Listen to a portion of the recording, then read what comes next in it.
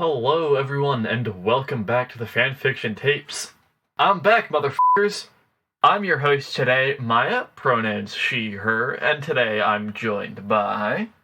Riley, my pronouns are they, them. And I am our producer, Ian, and my pronouns are he, him. Today's topic is one I've been kind of looking forward to this month, New Weird. And you may be asking, what the hell is New Weird? Which is exactly the question I asked Ian when he suggested this for the Trope Roundtable this month. Oh yeah, by the way, this is Trope Roundtable.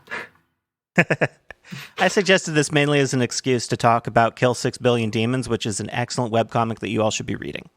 Yes, I am a big fan of Kill 6 Billion Demons. This was around the time when I started reading it, as Kill 6 Billion Demons shares kind of some ancestry with Lancer and is a big art influence for this style of the game, and I was a big fan of Lancer. The main artist for the Kill 6 Billion Demons is also one of the devs of Lancer. So, New Weird, before I get too sidetracked, is this kind of weird spec fic genre that emerged in kind of almost the 90s. It's really the most defining characteristic for New Weird, I would say, is that it doesn't really fit into any of the other traditional boxes. It's the kind of the miscellaneous collection box of spec fic, which is itself already something of a miscellaneous collection box. Yeah, the other reason I suggested this, I'll cop to the mainly wanting to talk about Kill 6 Billion Demons things, but, I do like genre blender stuff, and this really scratches that itch. Yeah, I mean, I am definitely prone to the same appreciations, given basically everything. So, I guess a brief history of New Weird is kind of the earliest consensus is that it started to emerge in the 90s with author, and I'm probably mispronouncing his last name, so apologies in advance, China Miéville, and some of his works that are... First one he's known for earlier on is a sci-fi work that I am blanking on the name of. Embassy Town is what I had read about, which is more of a sci-fi, and then his 2000 Perdido Street Station was one of the one of the kind of more mainstream New Weird works early on, and that one is more of a fantasy work. So it's like Specfic, it is kind of a box of many things. Kill 6 Billion Demons is technically sci-fi, and Kill 6 Billion Demons, for readers who are not familiar, is a webcomic published online by Abaddon, is the screen name of the artist. And it deals a lot with religion, spirituality, and weird shit. I think that's a good way to put it. Yeah.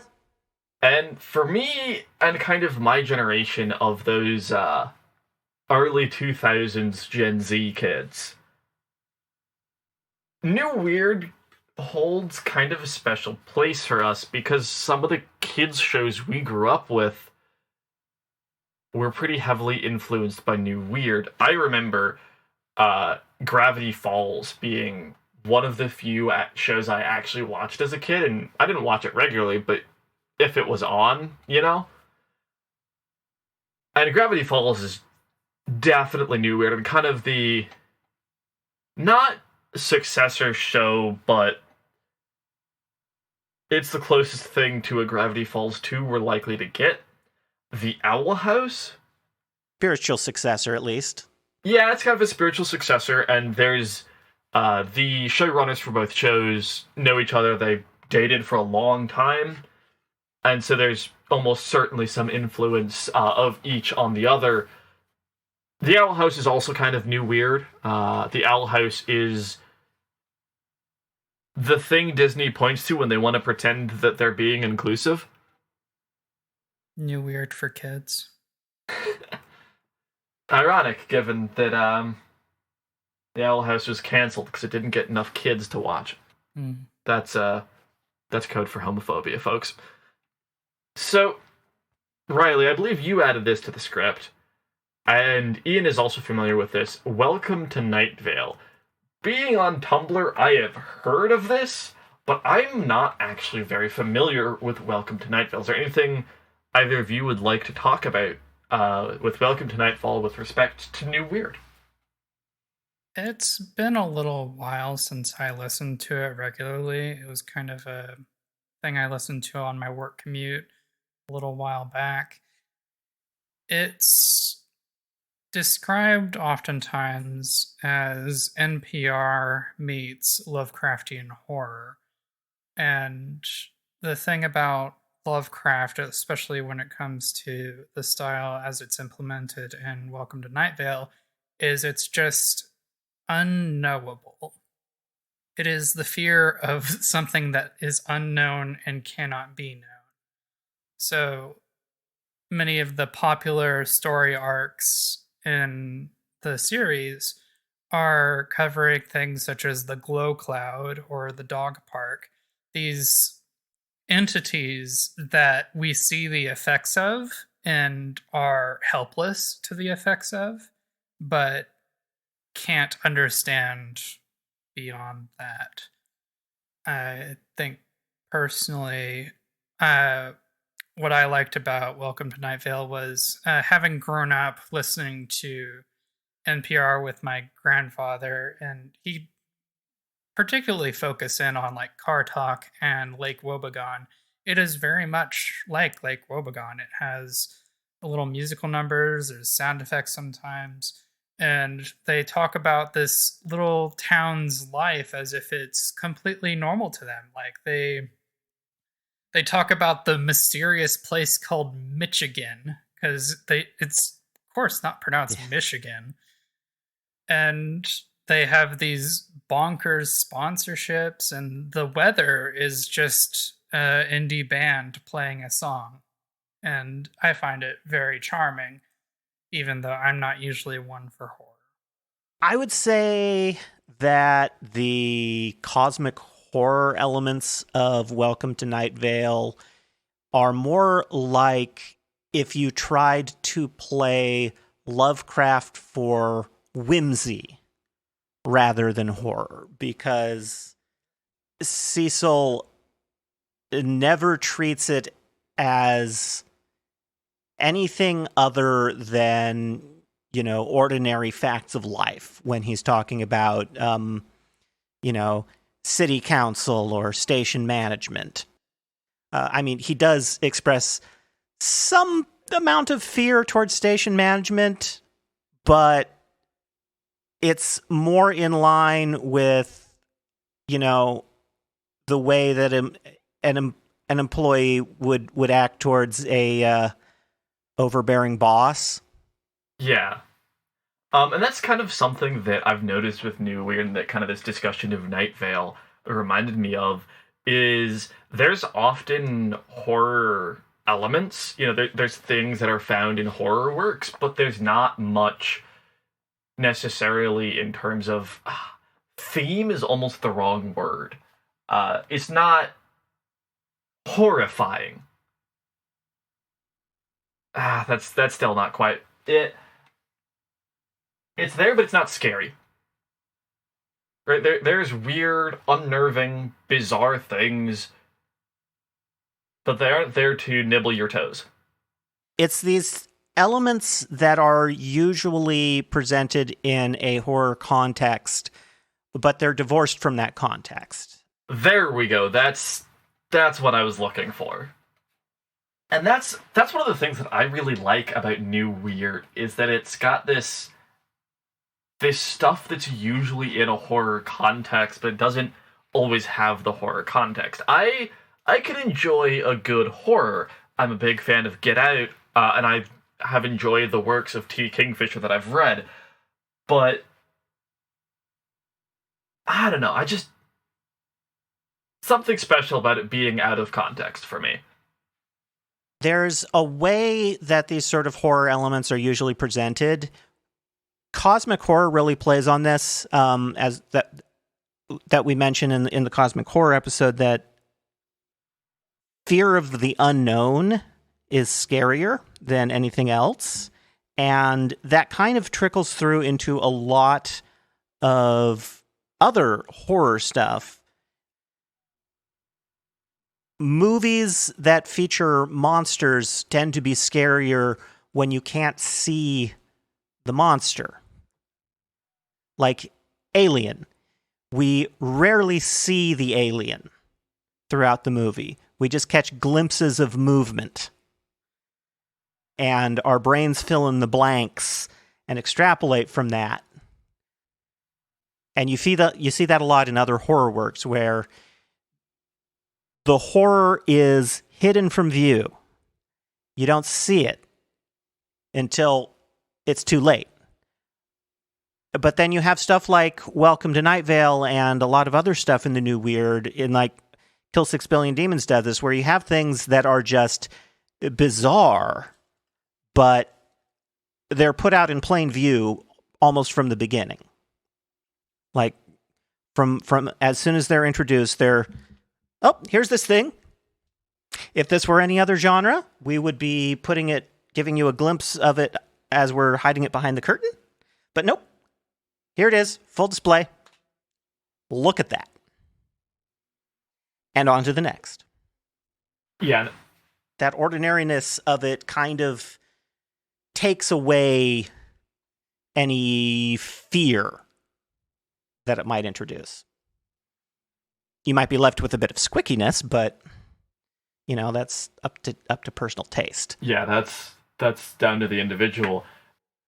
And definitely that kind of pattern happening in Gravity Falls when I was younger, I think probably instilled me to like some of that when I would see it later on as an adult, because I saw a lot of myself in Dipper, this kind of scattered but inquisitive mind. That tracks. I see many headcanons where Dipper is trans.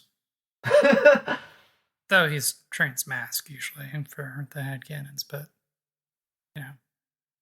there is something I've thought of. It might be a little bit off the normal base, but Ghibli films are known primarily for making a very romanticized look at the mundane. Like, they portray ordinary food, as just magical experiences, like in Ponyo with the ramen that has the trick to drop the plate and egg on it because it's frozen. It's a whole thing. But Howl's Moving Castle and Spirited Away strike me as a little weird. Howl's Moving Castle in particular, the book, has a lot of elements that didn't make it into the movie. There's wizards that are doing crazy stuff. The Witch of the Waste just takes a wizard and takes a prince and mixes their bodies together, just disposes of their heads. They're not dead. The heads are fine. And her quest is to get Howl's head to complete the perfect human. And the black door for Howl's castle is actually leading to our world, where he will transform his clothes to be a rugby outfit and visit with his sister's family, and his nephew will ask for one of those new video games that nobody else has, and he'll just pull one out of his pocket. And it's this magic is actually, it's supposed to be magical realism, and most of the time is spent in this fantasy world. And similarly, Spirited Away is terrifying. It shows a little girl getting kidnapped and facing impossible odds, confronting things like trying to figure out which of these identical pigs is actually her parents, and terrifying stakes, things that as an adult probably scare the hell out of us. And to kids, it's just fantasy. Kind of like, I don't think many people were as utterly terrified by the concept of the Brave Little Toaster as we are looking back at it as adults, where you notice that there's like organ harvesting going on. but I think that there's room for that weird to take place outside of terror. Like a lot of the things in Howl's Moving Castle, there's people using magic to change their identities. Sophie's sisters trade places and names, and Sophie herself is afflicted by this curse that makes her look and feel old. And Hal in the book flat out points it out. It's like, I'm starting to think you want to keep this curse because I've done everything I can to remove it, and you seem to be holding on to it. And there's a lot of commentary to be had there. But I think that there's room for this new weird to occur in lower stakes ways than Gravity Falls does with Weird Mageddon. Yeah, I must admit, I have not seen much Studio Ghibli. The only thing I've seen is parts of Spirited Away when I was much younger. I think I might have been in late elementary school, and it was on for some reason. Maybe it was in middle school. It was a long time ago. And I only remember bits and pieces now. But I would agree, yeah, it definitely kind of interacts with New Weird in some interesting ways. I've seen both Howl's Moving Castle and Studio Ghibli. I didn't learn until fairly recently that Howl's Moving Castle was actually based off of a book by Diana Wynne Jones. It's a lovely audiobook too. I have been meaning to check it out for a while because I've read a couple other things by Diana Wynne Jones, including The Dark Lord of Dirkholm and another one that I'm trying to remember the name of. The first half of the book very closely follows the first half of the movie, but the last act of the movie is honestly nothing like the book.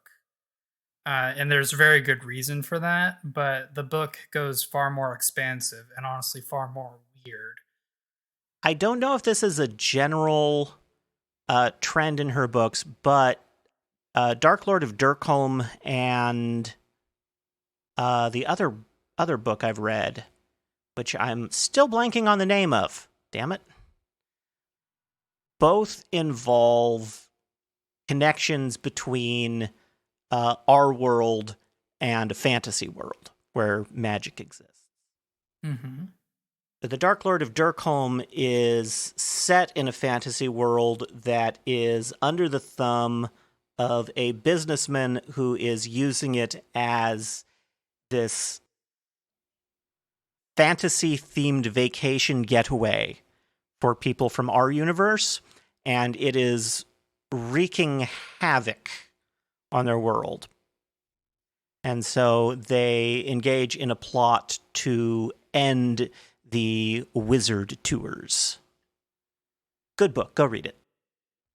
That is remarkably similar to a recent book by Brandon Sanderson that I've read. Are you referring to what is it?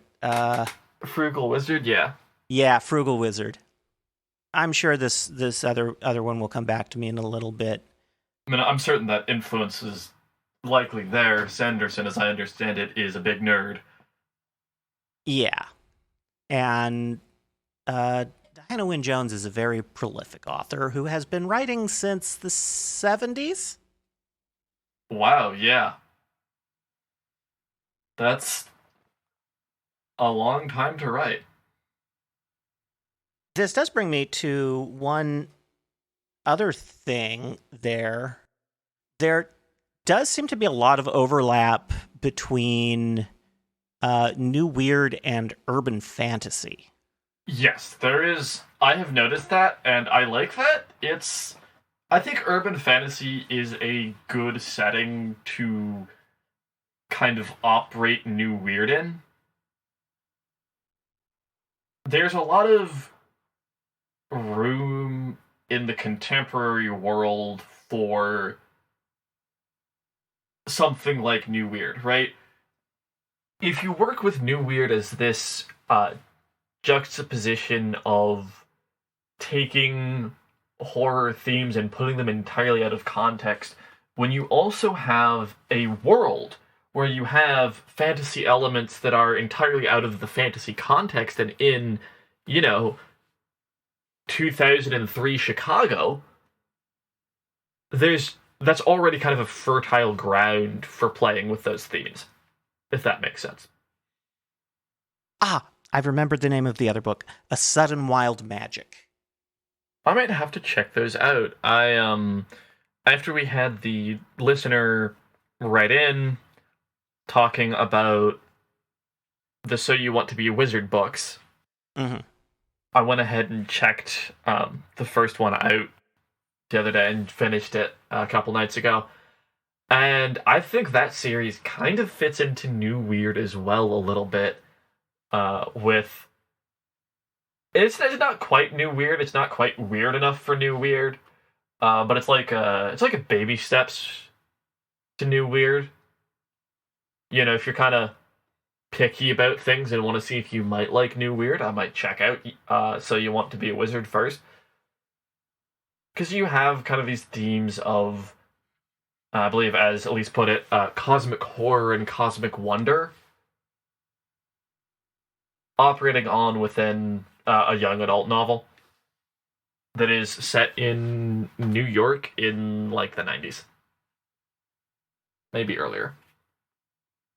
So I kind of listed in the script all of the New Weird works I'm personally familiar with. Ian and Riley, do you have any other New Weird things you'd like to mention? Thing is immediately coming to mind. I do, actually. I'm assuming you both have heard of the SCP Foundation. Oh, shit! Yeah, I forgot about SCP. It's probably one of those SCPs that made you forget. So, for anyone who hasn't heard of SCP, the SCP Foundation is a collaborative fiction wiki that originated on 4chan.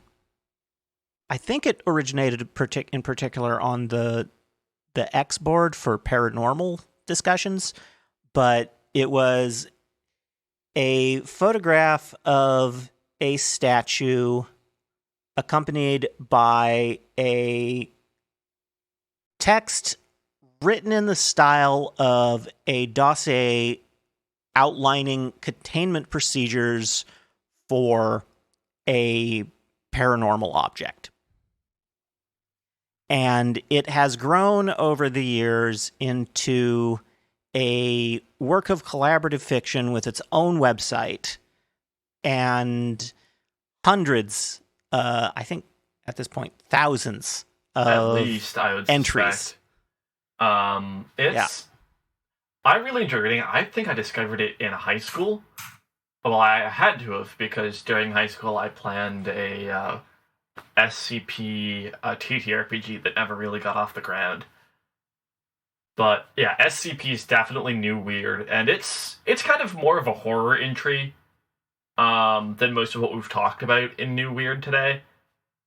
I mean, not all of it is particularly scary. I mean, no. The red gem that changes your gender. But, like, kind of, on average, overall, it tends to lean more into horror than most of the other New Weird stuff we've talked about so far. It's in the originating post, because the original post about the statue is that whenever it's not being directly looked at, it comes to life and breaks your neck. And that's 173, right? I think so, or 137 or 132, somewhere in there. And there are a lot of other entries that feature things that are just hostile. There's the indestructible man who will kill you if you look at his face, and many other such things. It's also kind of indicated in the name of it. SCP stands for Secure, Contain, Protect. So ostensibly, this is a organization that finds dangerous things and, puts them in containment. Secures, contains, and protects everyone else from them. Exactly. Yeah, it was 173 is the original SCP that we're thinking of. Thank you. I've read a couple of them. Notable to me is SCP-3001, which is a infinite maze IKEA with Oh, yeah, that one. inhuman workers that become immediately hostile to anyone left in the store after dark. It is a fascinating read. I recommend just going on the SCP Wiki and going to random stuff because it's fun. But some of them can get a little bit more into the horror genre. So if that's not your thing, be aware, I guess. Before we go, do we have any advice for writing new weird? Be weird. Have fun. Yeah, I mean, that's definitely, I think, the theme from a lot of the media I've consumed is just there's a healthy amount of shit posting. Any contributions from you, Ian? No, I don't. I think that's it. Just embrace the weird. Yeah, don't be afraid to get strange with it. Kill 6 Billion Demons is downright bizarre, even in the open. And it's found its audience. It does quite well. Do we have anything in the mailbox, Ian? No new mail today. So, we love to hear from our listeners, so you can get in touch with us by email at fanfictapes@gmail.com, or you can leave a comment on our YouTube channel, or a rating and review on Apple Podcasts or Spotify or wherever else you listen to this show. You can also get at us on Twitter, formerly X. We are at Fanfiction Tapes with a capital F and a capital T in the usual places if you were a programmer. That is, the first F and the first T in tapes are capitalized. I run that. Usually it's mostly just posts around the time that episodes go live, but sometimes I also shitpost other things there or talk about what it's like behind the scenes on the podcast. Now we have a guest today, Riley. Is there anywhere you would like to direct our listeners if they would like more Riley content? Yes, my name is Riley Quinn. My website is Riley Quinn the Fool, where you can find out more about my published book. It is a romance for anyone who reads in that genre. I'm going to go ahead and drop the link in our chat here, so we have that in the episode description for y'all. Alright, well, I am and have been your host today, Maya, and I was joined by... Riley. And I have been Ian. Until next time, bye.